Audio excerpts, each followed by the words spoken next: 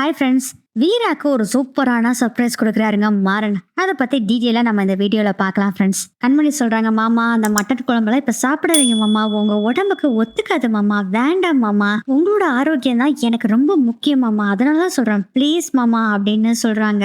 இது வேறையா அப்படின்னு திரு முழிச்சிட்டு இருக்காரு ராமச்சந்திரன். இதை பார்த்துட்டு அந்த பக்கத்து வீட்டுல இருந்து வந்தாங்க பாத்தீங்களா, அந்த அக்கா என்ன சொல்றாங்கன்னா, சரி உங்க உடம்ப தான் நீங்க பத்திரம் பாத்துக்கணும், சரி கொடுங்க எடுத்துட்டு போறேங்க. ஐயோ அம்மாமா குடு குடு குடு குடு அப்படின்னு அந்த குழம்பு வாங்கிக்கிட்டு, பாவமா என் தங்கச்சி அவ எனக்காக குழம்பு கொண்டு வந்திருக்கா, இந்த ஒரு தடவை மட்டும் இருக்கட்டுமா அப்படின்னு சொல்லிட்டு அவளுக்கு மனசு கஷ்டப்படும் அப்படின்னு சொல்லிட்டு, இங்க பாரு இந்த தடவை மட்டும் தான் குழம்பு கொண்டு வர்றோம், அப்புறம் கொண்டு வந்துட்டு இருக்க கூடாது.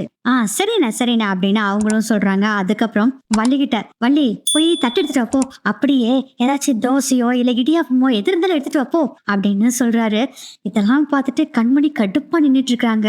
பக்கத்துல அந்த கணக்கு பார்த்துட்டு இருந்த நோட் இருக்குல்ல, அதை அப்படி பாக்குறாரு. சிச்சா இதெல்லாம் அப்புறம் பாத்துக்கலாம், ஃபர்ஸ்ட் சாப்பிடலாம் அப்படின்னு சொல்லிட்டு ரெடியா எல்லாம் எடுத்து வச்சிட்டு இருக்காங்க. அதுக்கப்புறம் வள்ளி, டைனிங் டேபிள் வரீங்களா அண்ணா அப்படிங்க, அதெல்லாம் ஒண்ணும் வேண்டாமா நீ இங்க எடுத்துட்டு வா அப்படின்னு சொல்லிடுறாங்க. அதுக்கப்புறம் தட்டெல்லாம் கொண்டு வந்து இடியாப்பம் கொண்டு வந்து வைக்கிறாங்க. மட்டன் குழம்பு சாப்பிட்டுட்டு இருக்காங்க. இந்த வெளியில இருந்து ஒரு அக்கா மட்டன் குழம்பு கொண்டு வந்தாங்கல்ல, அவங்க வள்ளி அம்மா கூட உட்காந்து பேசிட்டு இருக்காங்க, பூ கட்டிட்டு இருக்காங்க. ஆஹா என்ன ருசி என்ன ருசி அப்படின்னு ராமச்சந்திரன் சாப்பிட்டுட்டு இருக்காங்க. ராஜேஷ் அம்மா கண்மணி ரெண்டு பேரும் கடுப்பா பார்த்துட்டு இருக்காங்க. அப்போ ராமச்சந்திரன் சொல்றாங்க, என்ன இருந்தாலும் என் தங்கச்சியோட கைப்பக்குவம் வருமா, ருசியோ ருசி அப்படின்னு சாப்பிட்டுட்டு இருக்காங்க. இதெல்லாம் பார்த்துக்கிட்டு இருந்தா மாறனுக்கு இப்பதான்டா தெரியுது, ஓ இப்படி போகுத சங்கதி. ஆக்சுவலா வள்ளி தான் இந்த குழம்ப கொடுத்து விட்டுருக்காங்க அந்த அக்கா கிட்ட அப்படிங்கிற விஷயம் தெரிய வருது. மாறனுக்கு நடத்துங்க நடத்துங்க, பாசமலர் சிவாஜி கணேசன் சாவத்துல தோத்து போயிருவாங்க போல இருக்கு அப்படின்னு சொல்லிட்டு அங்கிருந்து போறாங்க.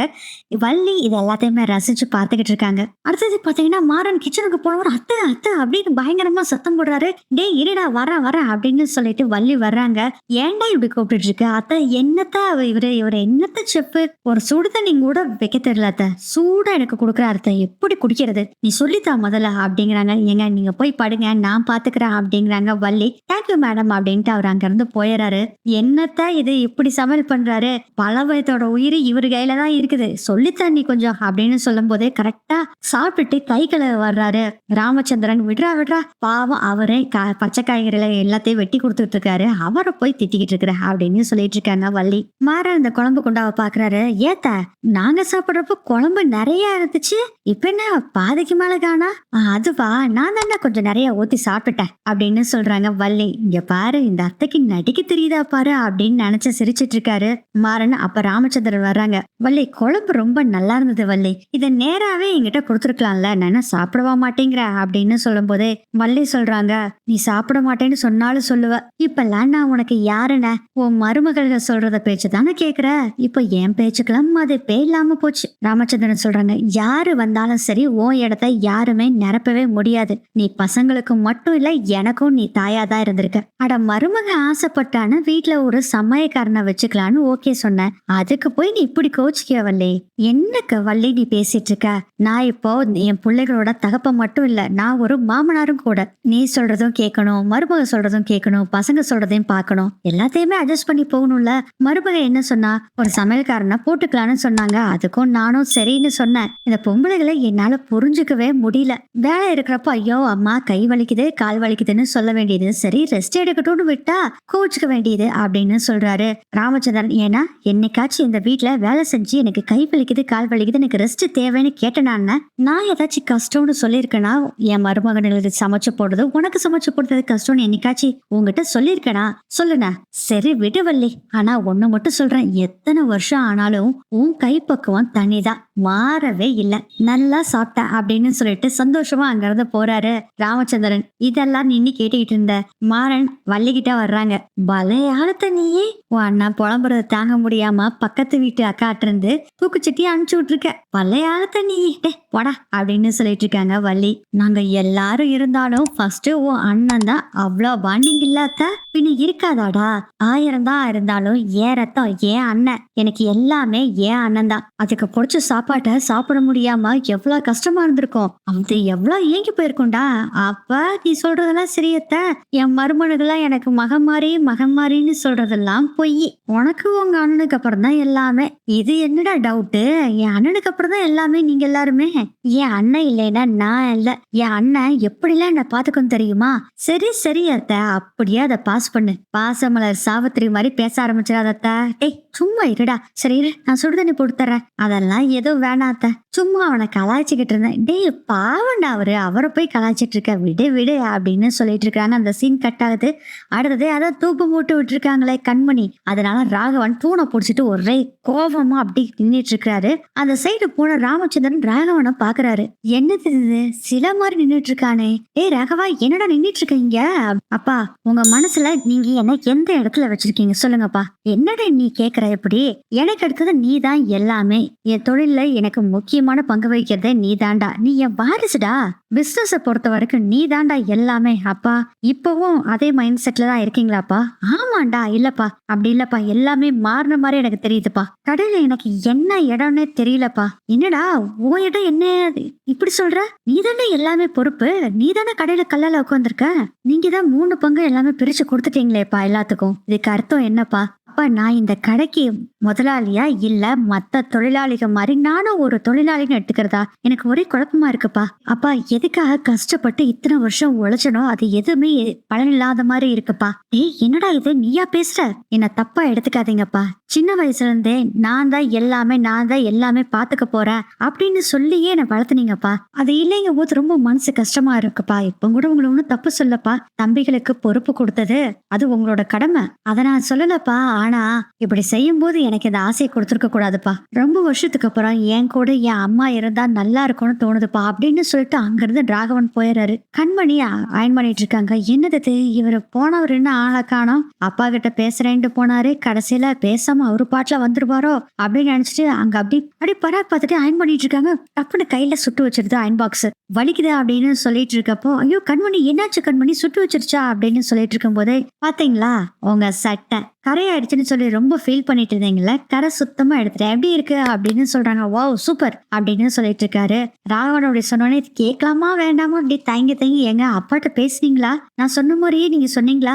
எல்லாமே சொல்லியிருக்கேன் கண்மணி, நான் சொல்ற விதத்துல சொல்லியிருக்கேன், அவரு கண்டிப்பா புரிஞ்சுக்குவாரு அப்படின்னு சொல்லிட்டு அங்க இருந்து போறாங்க. ராகவன் அப்பயும் விடாம கேட்டுட்டு இருக்காங்க. எங்க மாமா என்ன சொன்னாரு? இங்க பாரு, நான் சொல்றதா சொல்லிட்டேன், அவரு நீ பாத்துக்குவாரு அப்படின்னு சொன்னோடனே, ஏங்க நாளைக்கு எல்லா பொறுப்பையுமே உங்ககிட்ட கொடுத்துருவாருங்க. என்னோட ட்ரீமே நீங்க பெரிய இந்த கடைக்கு ஓனர் ஆகணும் தாங்க. ஆக்சுவலா ட்ரீம்னா இது சுயநலம் இல்ல, என் ஹஸ்பண்ட் தான் முதலாளியா இருக்கணுங்கிற மாதிரி. அது மாதிரி இல்ல, சின்ன வயசுல இருந்தே நீங்க ஹார்ட் ஒர்க் பண்ணிருக்கீங்க, அந்த உழைப்புக்குன்னு ஒரு மரியாதை இருக்குல்ல, அதைத்தான் நான் சொல்றேங்க. அப்பாக்கு தெரியும்ல கண்மணி, அப்பா பாத்துக்குவாரு, கண்டிப்பா உங்களுக்கு அந்த போஸ்ட கொடுப்பாரு, எனக்கு நம்பிக்கை இருக்குதுங்க. இங்க பாரு கண்மணி, நான் பேசிட்டேன் அவ்வளவுதான், அதுக்கப்புறம் என்ன நடக்க போகுதுன்னு தெரியாது கண்மணி. அதுக்கப்புறம் படுத்து தூங்க ஆரம்பிச்சிடுறாங்க கண்மணி. கண்மணி சொன்னதை யோசனை பண்ணிட்டு இருக்காரு ராகவன். அடுத்ததே நம்ம வீராவை காமிக்கிறாங்க. வீரா கிட்ட வராரு மாறன். குட் நைட், மீட் பண்ணுவோம் அப்படின்னு சொல்லிட்டு நம்ம செட்டப்ல செட் பண்ணிக்கலாம் அப்படின்னு பாயெல்லாம் எடுத்து போட்டு விரிச்சிட்டு இருக்காரு. வீரா படுத்துறாங்க. அதுக்கப்புறம் சாட் பண்றாரு, மெசேஜ் அனுப்பிச்சுக்கிட்டே இருக்காரு. ஒரு மெசேஜ் கூட டபுள் டிக் வரல, சிங்கிள் டிக்லயே இருக்கு. அதை பார்த்துட்டு என்னது சிங்கிள் டிக்லயே இருக்கு அப்படின்னு முடிச்சு பாக்குறாங்க. போன் பார்த்துக்கிட்டு தான் இருக்காங்க வீரா.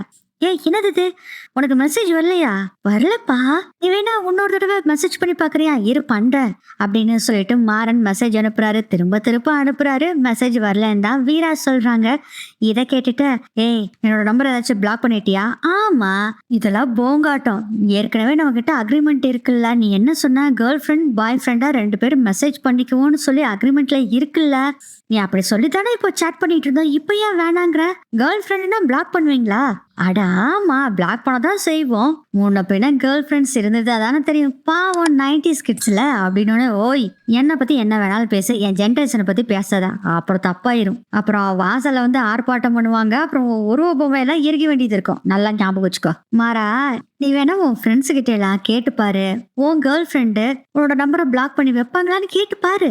அவனுங்க மட்டும் இல்ல, என் கேர்ள் ஃப்ரெண்டு பிளாக் பண்ண மாட்டா, என்னதான் சண்டை வந்தாலும் சரி நாங்க பேசி சமாதானம் ஆயிடுவோம், அவ பிளாக்கே எப்பயுமே பண்ண மாட்டா அப்படின்னு சொன்னான்னு வச்சுக்கோ, நான் இந்த பிளாக் பண்ணிருக்க நம்பரை அன்பிளாக் பண்ணி விட்டுறான், ஓகேவா? பாய் ஃப்ரெண்ட் கேர்ள் ஃப்ரெண்ட்னா எப்படி இருக்கணும்னு ரூல்ஸே தெரியாம இவன் விளையாட்டு விளையாண்டுட்டு இருக்கிறான் அப்படின்னு சொல்லி முணுமுணுத்துட்டு இருக்காங்க வீரா. இங்க பாரு வீரா, இங்க பாரு, என்னோட பவர் தெரியாம நீ பேசிட்டு இருக்க அப்படின்னு சொன்ன டப்புனு புச்சுக்குன்னு லைட் எல்லாம் ஆஃப் ஆயிருது. ஏன்னா இது கரண்ட் போயிருச்சு அப்படின்னு பாத்துட்டு இருக்காரு மாறன். இதை பார்த்தோன்னே கெக்க புக்கேன்னு சிரிக்க ஆரம்பிச்சுறாங்க வீரா. இதுவும் கூட சதி பண்ணுதே அப்படின்னு நினைச்சிட்டு இருக்காரு மாறன். டேய் சூப்பர்டா, உன்னோட பவர் செம்மையானது அப்படின்னு சொல்லிட்டு இருக்காங்க வீரா. குஷ்டம் பாப்பா, அவமானப்படுறதே வேலையா போச்சு, எல்லாரும் சேர்ந்து சதி பண்றீங்களா, பாத்துக்கிறேன் அப்படின்னு மைண்ட் வாய்ஸ் ஓடிட்டு இருக்கு மாறனுக்கு. வீரா கிட்ட மாறன் சொல்றாங்க, அப்படியே விட்டுருவேன்னு மட்டும் நினைக்காதடி, இதை வச்சே என்னோட அடுத்த ஆசையை நிறைவேற்றதுக்கு டைம் வந்துருச்சு அப்படின்னு சொல்லிட்டு எழுந்திருச்சு. இங்க பாரு, நான் மொட்டை மாடிக்கு இப்ப போறேன், நீ தூங்கிடாத, போனை அன்பிளாக் பண்ணி வை, மறுபடியும் பிளாக் பண்ணி வச்சிடாத, நான் கூப்பிடுவேன், நீ வரணும் அப்படின்னு சொல்றாரு மாறன். இப்ப எதுக்கு அங்க போற, என்னோட அடுத்த ஆசையை நிறைவேற்றுறதுக்கு ரெடி ஆயிரு அப்படின்னு சொல்லிட்டு மாறன் அங்க இருந்து போறாரு. இதுல வேற கரண்ட்டை திட்டிட்டு போறாரு, ஸ்டூபிட் கரண்ட் அப்படின்னு திட்டிட்டு வேற போறாரு.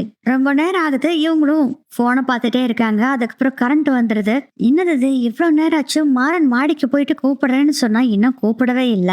சரி படுக்கலாம், இல்ல வேண்டாம். அப்புறம் நல்லா தூங்கிட்டு இருக்கப்போ வந்து கதவை தட்டுவான். இது வேற தொல்லை அப்படின்னு யோசனை பண்றாங்க. கொஞ்ச நேரம் மறுபடியும் ஆகுது. சரி தூங்கலான்ட்டு படுக்க போறாங்க. கரெக்டா கால் பண்றாங்க. என்னடா, கரெக்டா நான் தூங்க போறப்ப கூப்பிடுற, சரி மாடிக்கு வா அப்படிங்கிறாரு மாறன். இல்லடா, நீ சொல்ற ஆசையை காலையில வச்சுக்கலாம்டா, காலையில எழுந்திருச்சு நம்ம 2 பேரும் கடைக்கு போகணும், அதுக்கப்புறம் நீ தான் என்ன படிக்க சொல்லியிருக்கியா, அதுக்கு வேற நான் படிக்கணும்டா, பிளீஸ்டா. இப்ப நீ வரலன்னு வச்சுக்க வீரா, தெரியுது வரலன்னா கையெழுத்து போட மாட்டேன்னு சொல்லுவா, கரெக்ட் தானே, அதேதான், இப்ப வா அப்படிங்கிறாரு மாறன். சரி வர இரு அப்படின்னு போனை கட் பண்ணிட்டு வீராவும் மாடிக்கு போறாங்க. அதுக்கப்புறம் மாடிக்கு வீரா போறாங்க. அங்க போன பயங்கரமான சர்ப்ரைஸ், ஒரு டென்ட் கட்டி இருக்காரு, அதுல லைட் எல்லாம் அலங்காரம் பண்ணிருக்காரு. அதுக்கப்புறம் அவங்க நடந்து வர்ற பாதையில பாத்தீங்கன்னா கேண்டில் எல்லாம் வச்சு, ஹார்ட் அண்ட் பலூன் எல்லாம் வச்சு செம்மையா டெக்கரேஷன் பண்ணிருக்காங்க. இதை பார்த்து அப்படியே பயங்கர சந்தோஷமாயிடுறாங்க வீரா. இதோட இந்த எபிசோட் முடியுது.